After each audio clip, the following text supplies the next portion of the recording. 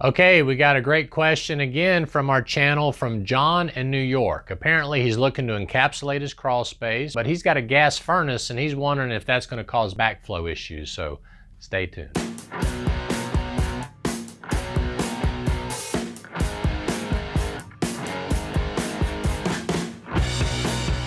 Well, John, that's a great question.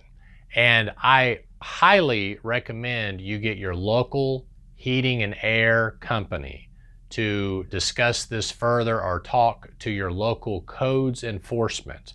But what I'm going to share with you is just a generalization. Whenever you close up a crawl space and you have the vent fan that blows out all the time according to the EPA standards, that should be good enough. But keep in mind that local codes enforcements can be more strict than the International Residential Building Code enforcement, okay? So if your local codes enforcement requires something else for the gas furnace, then you would need to check with them, and the best place probably to check with would really be a residential heating and air contractor, because they're gonna be more up to talking to you about that sort of thing than trying to get a hold of the local codes enforcement. So that's a great question. It comes up often.